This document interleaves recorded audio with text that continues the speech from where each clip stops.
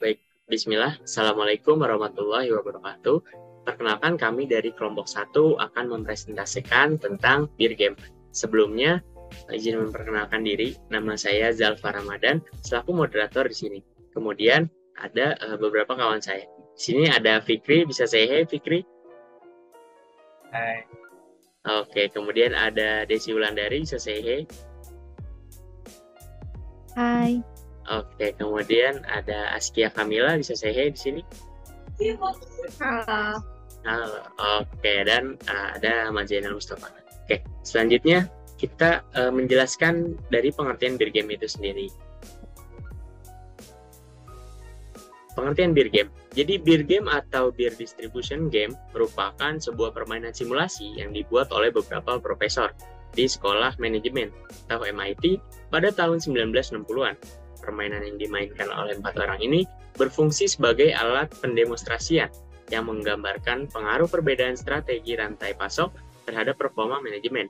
Permainan ini dapat menunjukkan keputusan pemesanan dan produksi pada rantai pasok dan membiarkan pemainnya memutuskan beberapa produk yang harus dipesan untuk memenuhi demand yang fluktuatif. Nah, di sini Beer Game sendiri itu dibentuk pada tahun 1960-an. Oke, selanjutnya di sini ada peran-peran dari Beer Game itu sendiri. Nah, kemudian saya sebagai retailer kebetulan, jadi pada tahap rantai pasok atau supply chain yang berperan dalam memenuhi permintaan dari pelanggan dan menyuplai produk atau layanan kepada pelanggan.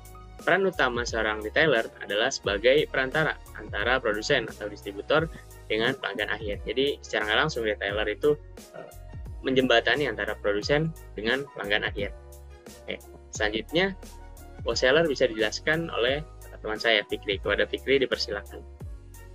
baik, terima kasih Kak Zalfa. Nah, teman-teman, kita harus mengetahui dulu mengenai tentang apa sih itu wholesaler ya. Dalam bahasa Indonesia, wholesaler itu adalah padanan kata dari kata grosir. Proses penjualan grosir ini itu didefinisikan sebagai proses penjualan barang yang diterima langsung dari produsen. Oke, jadi kayak salah satu komponen penting dalam rantai pasokan atau supply chain yang berperan sebagai perantara antara produsen dan juga retailer. Tugas utama seorang wholesaler itu adalah membeli produk dalam jumlah besar dari produsen ataupun distributor dan menjualnya kembali dalam jumlah lebih kecil kepada retailer. Next, selanjutnya akan dijelaskan oleh Askia. Baik, saya di sini sebagai distributor. Distributor itu adalah perantara dalam rantai pasokan yang berperan penting dalam mendistribusikan produk dari produsen atau pemasok pada berbagai wholesaler, retailer, atau bahkan pelanggan akhir. Nah, selanjutnya akan dijelaskan oleh Desi yang berperan sebagai manufaktur. Baik, terima kasih. Di sini saya berperan sebagai manufaktur. Nah, manufaktur itu sendiri merupakan step yang akan memenuhi permintaan dari distributor. Jadi, manufaktur atau produsen adalah salah satu elemen awal dalam rantai pasokan yang berperan dalam memproduksi barang atau produk akhir. Nah, selanjutnya untuk tampilan UX atau UI dari Bergame itu sendiri akan kembali dijelaskan oleh Fikri. Baik, terima kasih Kak Des. Nah, mengenai tentang UI atau UX tampilan dari game, yang perlu kita ketahui adalah di sini simulasinya sebagai seorang retailer. Retailer itu ada text box yang bertuliskan incoming order dan juga outgoing order, start stop persediaannya, dan juga backlog. Next, kita juga harus mengetahui tentang penjelasannya apa yang ada tadi di UI UX dalam permainan beer game. Incoming order itu adalah tempat untuk pemesanan yang masuk berasal dari downstream, stake, atau hilir. Misalnya distributor. Kemudian outgoing order adalah tempat untuk pemesanan keluar yang akan menuju ke upstream stake, misalnya manufaktur. Kemudian incoming delivery adalah tempat untuk pengiriman barang yang masuk berasal dari upstream stake, misalnya manufaktur. Oke, next. Selanjutnya akan dijelaskan oleh gimana Rizky ya?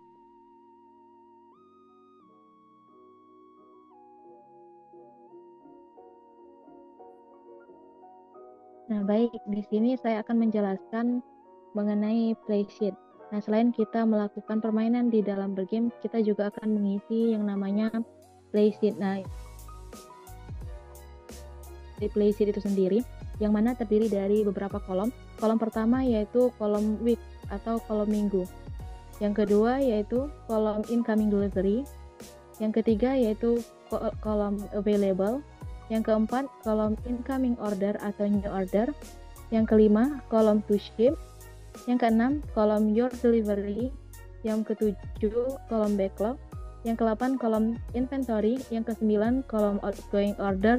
Dan yang terakhir, yang ke-10 adalah kolom cost.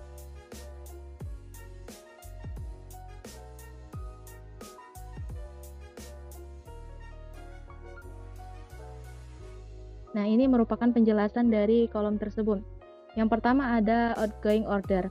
Nah, jadi nilai outgoing order adalah jumlah produk yang dikirim oleh satu tahap dalam rantai pasokan. Nilai ini menjadi incoming delivery untuk tahap berikutnya atau nilai incoming order untuk tahap sebelumnya. Nilai outgoing order tidak boleh melebihi stok yang tersedia. Misalnya retailer menentukan nilai outgoing order, lalu nilai incoming order retailer berasal dari customer atau bot. Nah, nilai outgoing order retailer akan menjadi nilai incoming order wholesaler. Ini adalah cara produk bergerak dalam rantai pasokan. Nah, yang kedua yaitu incoming order atau new order. Nah, dalam incoming order ini menentukan nilainya. Nilai tersebut didapat dari pesanan downstream stage. Nah, setelah ada pesanan masuk, maka barang diestimasikan siap untuk dikirimkan. Next. Nah, yang ketiga ada available. Nah, available ini adalah nilai sisa yang tersedia di stok gudang pada minggu ini. Nah, available dapat dihitung dari penjumlahan antara inventory last week ditambah incoming delivery. Nah, jika available tidak dapat memenuhi permintaan karena kurangnya persediaan, maka akan terjadi backlog. Tetapi jika permintaan yang masuk dapat terpenuhi, maka backlog bernilai 0. Nah, jika available kurang dari incoming order, maka backlog sama dengan backlog. Sementara jika available lebih dari incoming order, maka sama dengan no backlog. Nah, yang keempat adalah prepare your delivery. Nah, setelah diestimasikan barang yang akan disiap dikirim dan mempertimbangkan ketersediaan stok di gudang atau available, maka barang benar-benar sudah dikirim. Nah, jika to ship lebih dari available, maka delivery sama dengan available. Sementara jika to ship kurang dari available, maka your delivery sama dengan to ship. Next.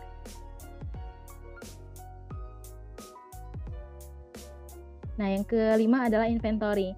Nah, inventory ini adalah nilai persediaan di gudang yang dihitung dengan memulai dari persediaan minggu sebelumnya.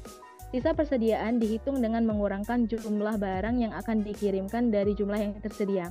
Dengan kata lain, kita mengawali perhitungan persediaan dengan apa yang sudah ada, kemudian mengurangkan produk yang akan dikirimkan untuk menentukan sisa persediaan.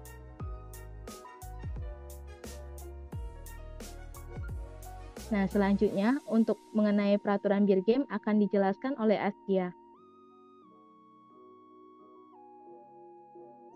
Baik, terima kasih Desi.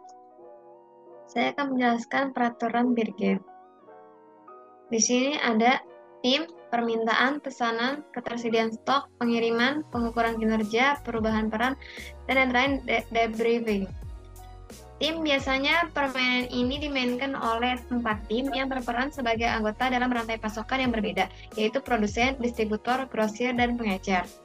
Ada permintaan. Permintaan untuk produk atau biasanya bir berfluktuasi dari satu periode ke periode berikutnya. Permintaan ini seringkali tidak terduga dan bisa tinggi atau rendah. Oke, baik. Mungkin karena mungkin dari Askia kena kendala pada jaringan, mungkin bisa dibacakan oleh Desi, dipersilakan.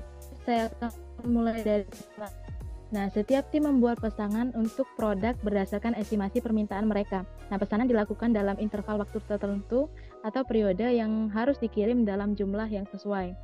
Nah, selanjutnya mengenai ketersediaan stok. Setiap tim memiliki stok awal produk yang terbatas dan harus mengelola stoknya dengan baik. mereka tidak dapat memesan produk lebih dari kapasitas stok mereka. Yang selanjutnya yaitu pengiriman. Produk dikirimkan dari satu anggota rantai pasokan ke anggota berikutnya setelah pesanan dibuat. Waktu pengiriman juga bisa bervariasi dan bisa terlambat. Nah, untuk mengenai pengukuran kinerja setiap tim dinilai berdasarkan berbagai faktor, termasuk biaya penyimpanan, tingkat layanan pelanggan, dan selanjutnya perubahan peran. Dalam beberapa versi permainan, peran tim dapat berubah dari satu periode ke periode berikutnya, sehingga setiap anggota tim dapat memahami tantangan yang berbeda dalam rantai pasokan. Dan yang terakhir yaitu debriefing. Setelah permainan selesai, biasanya ada sesi debriefing di mana peserta membahas pelajaran yang mereka pelajari dari permainan, termasuk pentingnya komunikasi, koordinasi, dan manajemen stok dalam rantai pasokan. Nah, selanjutnya mengenai simulasi beer game.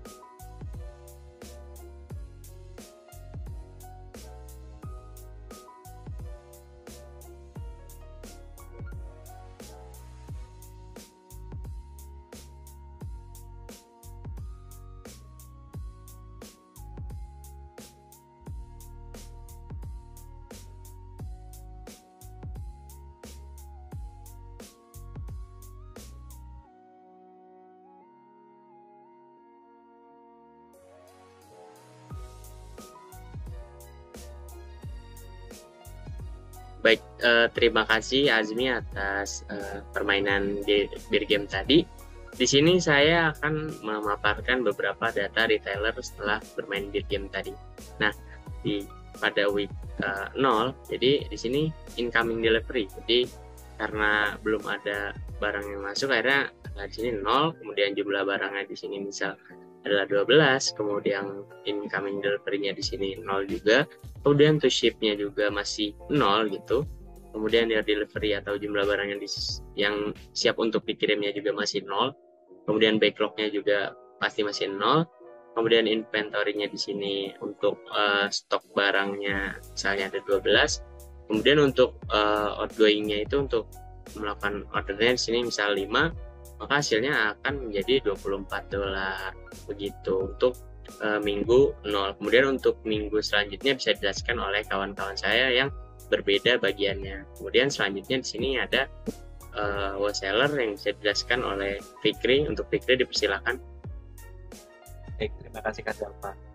Untuk di minggu ke-1, incoming ordernya masih 0, kemudian di available-nya masih tersisa 12, dan juga incoming ordernya masih 5, kemudian barang yang akan siap dikirim itu juga masih 5, kemudian adalah jumlah barang yang akan siap dikirim dengan total 5, kemudian backlog masih 0 karena kita mempertahankan bahwasannya jangan sampai ada backlog pun di semua satu divisi. Kemudian ada inventory yang masih tersisa 7, kemudian ada outgoing order yang masih tersisa 5, kemudian dengan jumlah cost-nya sebesar $14.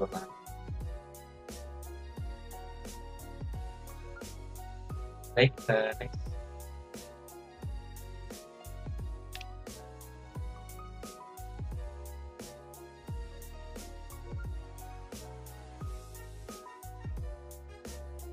Lalu selanjutnya saya yang akan menjelaskan tentang distributor. Saya akan menjelaskan dari minggu kedua. Incoming delivery-nya masih tetap 0, lalu ada available-nya 6, itu didapat dari jumlah inventory last week. 6 ditambah dengan incoming delivery-nya 0. Jadi 6 plus 0 jadi 6. Lalu ada incoming order, pesanan yang datang dari reseller ke distributor itu ada 5. Lalu ada to ship-nya ada 5 juga. Your delivery-nya juga 5, backlog-nya 0. Inventory-nya didapat dari available dikurang dari to ship, yaitu 6 kurang 5 jadi 1.